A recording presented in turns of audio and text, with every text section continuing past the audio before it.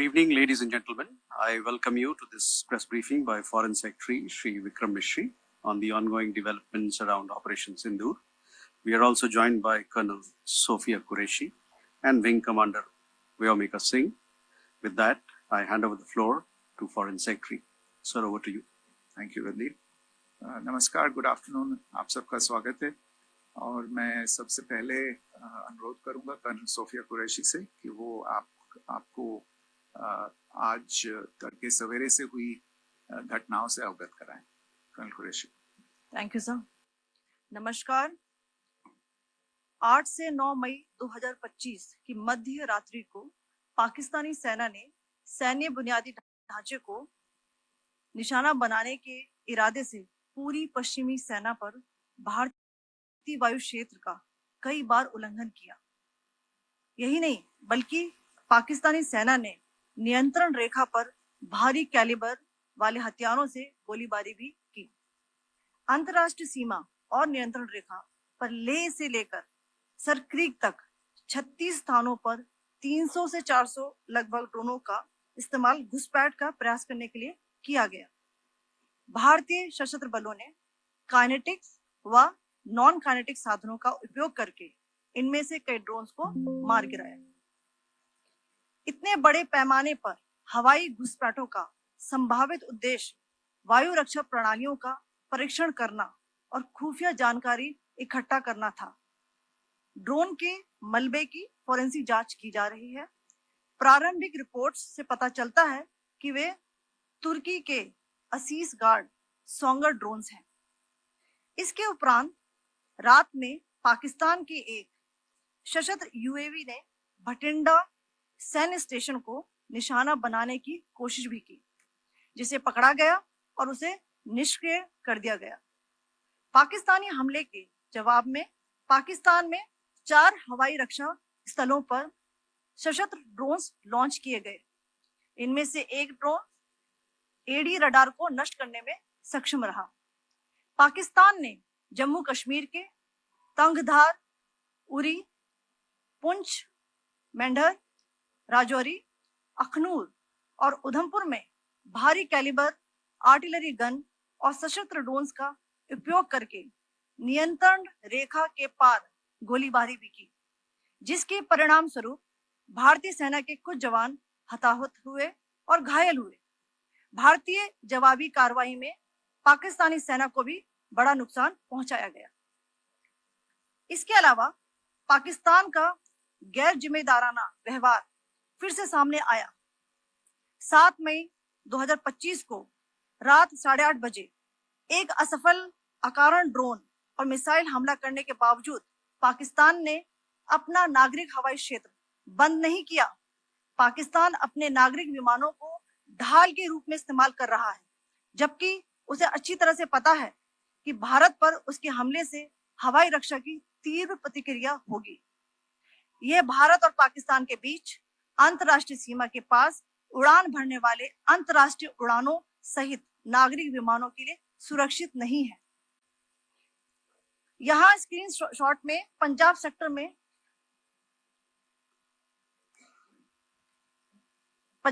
में high air defence alert स्थिति के दौरान एप्लीकेशन फ्लाइट रडार 24 का डेटा दिखाया गया है. जैसा कि आप देख रहे हैं यहाँ पर भारतीय पक्ष का हवाई क्षेत्र घोषित बंद के कारण नागरिक हवाई यातायात से पूरी तरह से रहित है. कराची और लाहौर के बीच के हवाई अड्डे मार्ग पर नागरिक एयरलाइंस उड़ान भर रही है. हाई अलर्ट किया गया है विमान फ्लाइनेस एविएशन का एयरबस 320, जैसा कि आप यहाँ देख रहे हैं, जो कि शाम को 5:50 बजे दमम से शुरू हुआ और रात को 9:10 बजे लाहौर में उतरा. ये सारा डिटेल्स आप यहाँ देख रहे हैं. ये डिटेल्स यहाँ लिखा हुआ है. Can you see this?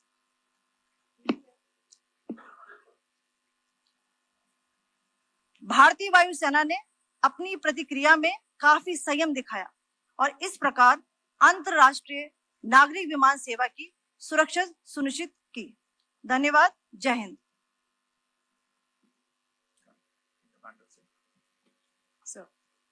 Good afternoon to you all.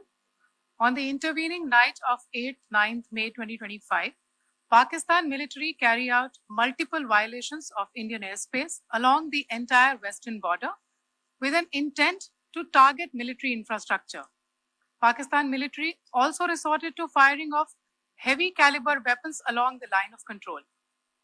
Along the international border and line of control, drone intrusions were attempted from Leh to Sir Creek at 36 locations with approximately 300 to 400 drones. Indian Armed Forces brought down a number of these drones using kinetic and non-kinetic means. The possible purpose of these large-scale aerial intrusions were to test the AD systems and gather intelligence. Forensic examination of the drone debris is being undertaken. Preliminary reports suggest them to be of Aziz Guard Songa drone of Turkey. Later in the night, an armed UAV of Pakistan attempted to target Bhatinda military station, which was detected and neutralized. In response to the Pakistani attack, armed drones were launched at 4 air defense sites in Pakistan. One of the drones was able to destroy an AD radar. Pakistan also carried out artillery shelling across the line of control using heavy caliber artillery guns and armed drones at Tangdhar, Uri, Poonch, Mendhar, Rajouri, Akhnur, and Udhampur in Jammu and Kashmir area, which resulted in some losses and injuries to Indian Army personnel. Pakistan Army also suffered major losses in Indian retaliatory fire. Additionally, Pakistan's irresponsible behavior again came to fore.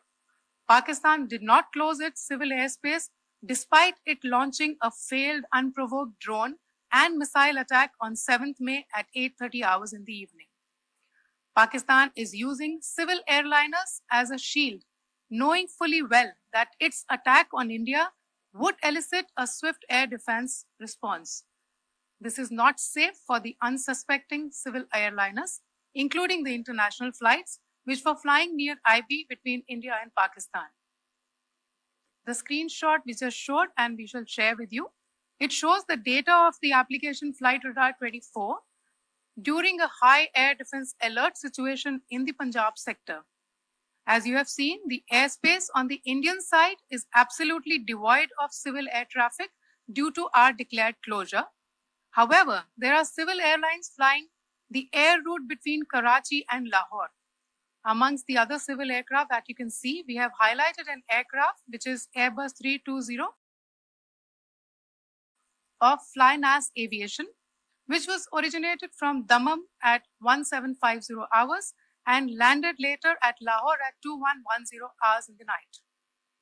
Indian Air Force demonstrated considerable restraint in its response, thus ensuring safety of international civil carrier.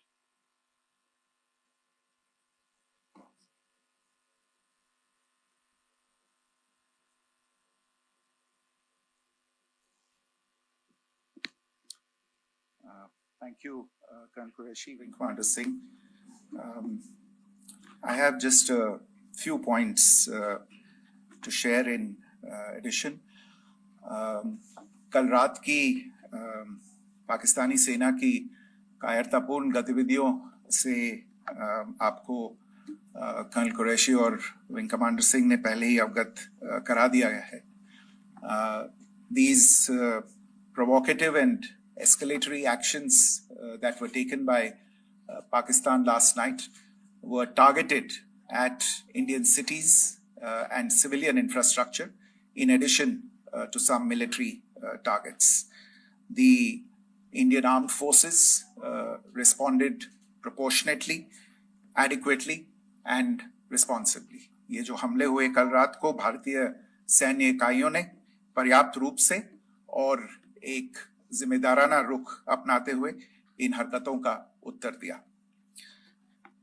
What I want to underline is that the official and blatantly farcical denial of these attacks that Pakistan carried out by the Pakistani state machinery is yet another example of their duplicity and the new depths that they are plumbing in their quest for disinformation. The other point in the same vein is Pakistani claims that they did not target or attack any religious places. You would recall that yesterday I shared with you an incident related to the attack on a Gurdwara in Poonch.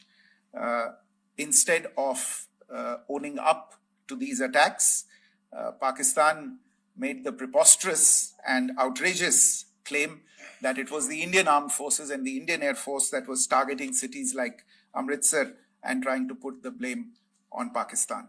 This is nothing but a desperate attempt by Pakistan to disown its acts of aggression, but it is also true to type in its effort to deceive and mislead the world. It will not succeed. The Gurdwara in Poonch in particular was attacked by Pakistan, and some local members of the Sikh community, including a Ragi of the Gurdwara, lost their lives in this incident, as I shared yesterday. TV पर आप इस हमले के चित्र देख सकते हैं. In addition, that we would attack our own cities is the kind of deranged fantasy that only the Pakistani state can come up with. Perhaps they do it because they are well versed in such action as their history would show. The last point I wanted to make this evening is again this disinformation that is coming from Pakistan about India targeting the Nankana Sahib Gurdwara through a drone attack. This is again yet another blatant lie and part of Pakistan's disinformation campaign. As we saw in the Pahalgam attack, Pakistan is again trying desperately to impart a communal hue to the situation with an intention to create discord. Again, we are not surprised. India's steadfast unity in itself is a challenge to Pakistan. Let me stop there. I have time only for a few questions and be happy to try and answer them. First, I call Siddharth. Siddharth, please. Hi, sir. I'm Siddharth from Beyond. So this is Siddharth, behind, please. The other Siddharth. Yes. Hi, sir. I'm Siddharth from CNN News 18. Sir, I only want to know from you the status of Kartarpur corridor. Is it open or not? If you can. I think you're all aware of the situation along the entire India-Pakistan border and the areas around the line of control.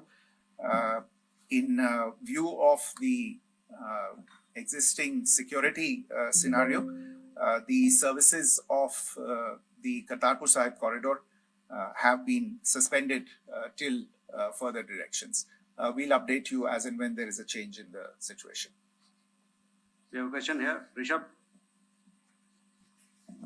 So, good evening, Rishabh from Times Now. So, you spoke about religious places being hit in Jammu. There's another religious place, which is Carmelite Nun church that has been hit. What do you have to say about it? If you can explain that to us. Yeah, actually, we do have some information about this extremely regrettable and condemnable incident. During heavy shelling across the line of control in the early morning of 7th May, a shell fired from Pakistan landed just behind the Christ School run by the Carmelites of Mary Immaculate, a congregation in Poonch. Tragically, the shell fired from Pakistan hit the home of 2 students of the Christ School. Both students unfortunately lost their lives and their parents were severely injured. Another Pakistani shell struck a Christian convent of nuns belonging to the congregation of the Mother of Carmel, damaging water tanks and destroying solar panel infrastructure. Several priests, nuns, school staff, and local residents took refuge in an underground hall beneath the Christ School during the shelling by Pakistan. The school happened to be closed at the time, fortunately, Otherwise, more losses would have occurred. Again, we have seen the Pakistani side targeting and shelling places of worship with a particular design. This includes gurdwaras. जो टिप्पणी की थी उसकी पाकिस्तान में काफी तीखी प्रतिक्रिया भी आई और उसके बाद हमने देखा कि पाकिस्तान की तरफ से किस तरीके से लेह से लेकर भुज तक पूरी बॉर्डर के ऊपर जो इन्वेजन था वो किया गया। मौजूदा सिचुएशन के अंदर पाकिस्तान के बेल आउट पैकेज को लेकर और पाकिस्तान के इन अटेम्प्ट्स को लेकर आपका क्या असेसमेंट है? और दूसरा ये भी जानना चाहेंगे कि पाकिस्तान की तरफ से ये जो अटेम्प्ट किया गया था उसका भारत ने अभी तक उस तरीके का कोई जवाब नहीं दिया गया है, तो क्या भारत इसका जवाब देगा जो कार्रवाई हुई है बीते 24 घंटों में? देखिए प्रणय, जहां तक इंडस वाटर्स ट्रीटी का सवाल है, मैंने कल विस्तार से उसके बारे में इसकी चर्चा की है। Indus waters treaty is in abeyance and as such I have nothing further to add to the decision that was announced by the cabinet committee on security. जहां तक IMF bailout का सवाल है, आपको ज्ञान होगा कि IMF की आज मीटिंग हो रही है। हम वहां पे अपना पक्ष रखेंगे और जो हमारा मत है इन चीजों को लेके वहां पे साझा करेंगे दूसरे मेंबर्स के साथ। ये बोर्ड पे निर्भर है कि वहां पे क्या निर्णय होता है। और जहां तक जो कार्यवाही हुई है उसका जवाब देने का जो आपने जो प्रश्न उठाया है, जो आज ब्रीफिंग हुई है, जो आपको सूचना मिली है, मैंने भी कहा है कि जो आज सवेरे तड़के सवेरे जो गतिविधियां हुई, भारत ने उनका एक जिम्मेदाराना पूर्ण तरीके से और एक पर्याप्त तरीके से उसका जवाब दे दिया है। सिद्धांत। Hi sir, Siddhant from WION. Sir, the External Affairs Minister has spoken to many of his counterparts around the world. Yesterday he spoke to the US Secretary of State Marco Rubio. So what were the key areas of conversations during that call? Yes, the minister had a conversation with the US Secretary of State. As you can imagine, the focus of discussions was the terrorist attack in Pahalgam and the response that India mounted after that on the 7th of May. The Secretary of State shared his thoughts on these developments with the minister. The minister deeply appreciated the US's commitment to work with India in the fight against terrorism. And he also underlined the targeted measures that India had taken in connection with Ops Sindoor.